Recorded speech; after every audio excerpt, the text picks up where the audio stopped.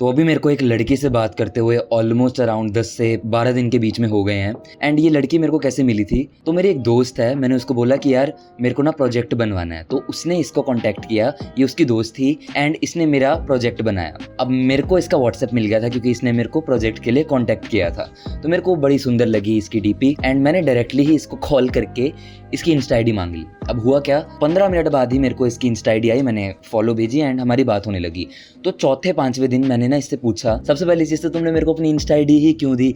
कोई भी किसी स्ट्रेंजर को बिना देखे, मेरी डीपी भी लिटरली ये लगी हुई है व्हाट्सएप पे, एंड उसने मेरे को अपनी इंस्टा आईडी दे दी। तो वो मेरे को बोलती, सबसे पहली चीज़ तो मेरे को लाइक ऐसे हो गया था तुम्हारी आवाज़ सुन के कि डैम यार इसकी आवाज़ कितनी अच्छी है। डेफिनेटली उसका एक परसेप्शन बन गया था और उसने मेरे को अपनी इंस्टा आईडी दे दी सिर्फ और सिर्फ मेरी आवाज़ सुनकर। ऐसे इंसिडेंट मेरे साथ बहुत बार हो चुके हैं, जेन्युइनली बोल रहा हूँ मैं, बहुत बार। अब आवाज़ मैटर करती है काफ़ी ज़्यादा फर्स्ट इंप्रेशन में, स्पेशली काफ़ी लड़कों की आवाज़ जो है ऐसी होती है ना, तुम जो ऐसे बात करते हो, तुम्हारे लिए आवाज़ मैटर करती है, मानो ना मानो। एंड मेरी आवाज़ कुछ ऐसी थी। भाई कोई बंदा है ही नहीं, तो यार मैंने देखा मैं सीधा स्लाइम में कूद जाता हूँ, मैं ही विनर होऊंगा।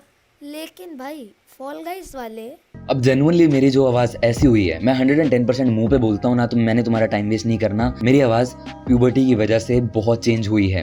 एंड अगर तुम टीनेजर हो, हाई चांस है तुम्हारी भी हो सकती है, लेकिन मैं मेन एडल्ट्स को भी बताने वाला हूँ क्योंकि वो टीनेज में नहीं है। तुम जो तुम्हारी आवाज़ ऐसी सी हो रखी है ना, उसे कैसे फिक्स कर सकते हो, प्रेजेंटेबल लग सकते हो, बहुत ज़्यादा तुम अपनी आवाज़ को इंप्रूव कर सकते हो अगर मेरी इन टिप्स को अप्लाई करोगे। नंबर 1 चीज़ आती है, गले का यूज़ करना बंद कर दो। अभी मैं तुम्हें बोलता हूँ सांस लो, मैं सांस ले रहा हूँ तुम्हारे साथ, तुम नोटिस करो, मैं दोबारा सांस लेता हूँ, मेरे शोल्डर्स पे अच्छी तरह ध्यान देना, मेरे शोल्डर्स उठेंगे। ये होता है रॉन्ग ब्रीदिंग पोस्चर। एक्चुअल में अगर हम सांस लेते हैं और बोलते हैं, वो बोलना चाहिए बिल्कुल खुल के हमारे डायफ्राम से, मतलब अंदर पेट से आवाज आनी चाहिए एकदम। एंड वो आने के लिए तुम्हारे शोल्डर्स नहीं उठने चाहिए ब्रीदिंग के टाइम। अभी नोटिस करना, मैं दोबारा से सांस लेता हूँ, शोल्डर्स नहीं उठे, इसकी प्रैक्टिस करनी है तुम्हें। मैं भी दीवार पकड़ लो एंड शोल्डर्स अलाइन करके ये ब्रीदिंग की प्रैक्टिस करते रहो। एंड या फिर मिरर के सामने जाओ एंड देखो तुम्हारे शोल्डर्स उठ रहे हैं कि नहीं उठ रहे हैं।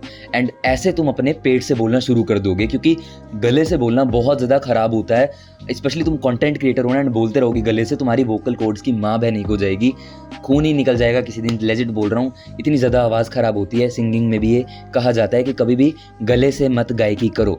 गला से हम बोलने के लिए नहीं बने, हमारा ये नेचुरल पोस्चर नहीं है।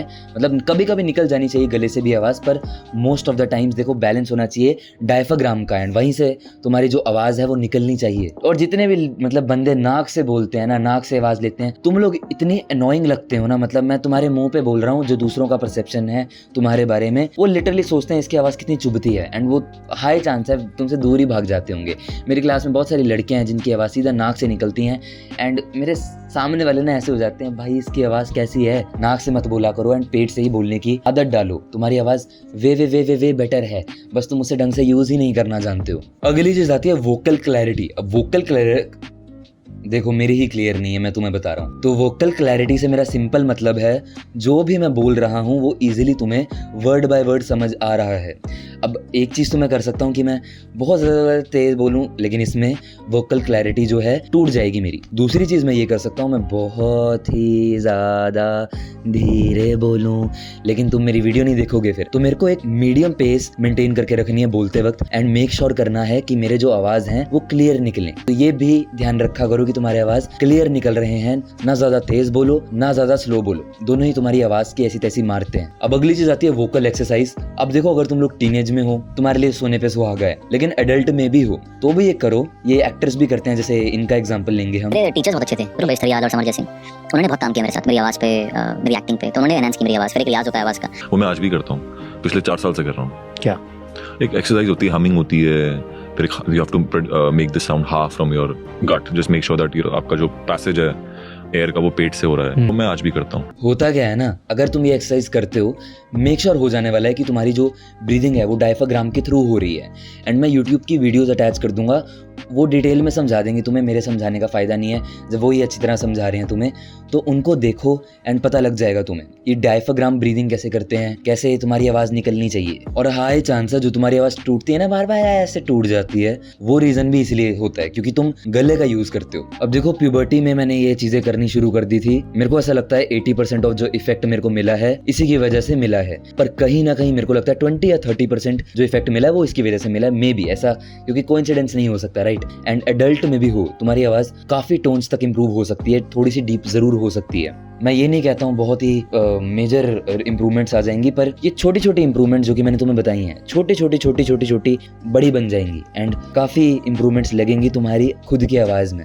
तो डेफिनेटली ये चीज़ें करो एंड तुम्हारी आवाज़ बहुत ज़्यादा इंप्रूव हो जाएगी। फिर तुम्हारी आवाज़ उस लेवल पे आ जाएगी कि वो किसी को इरिटेट नहीं करे। तुम्हारी आवाज़ यहाँ पे होती है मोस्ट प्रोबेबली बंदों की, वो तो इरिटेट ही कर देती है, तो एटलीस्ट यहाँ पे आ जाओगे एंड हो सकता है कईयों की आवाज़ अच्छी हो जाए। ज़रूर इनको ट्राई करना। With in that being said keep levelling up.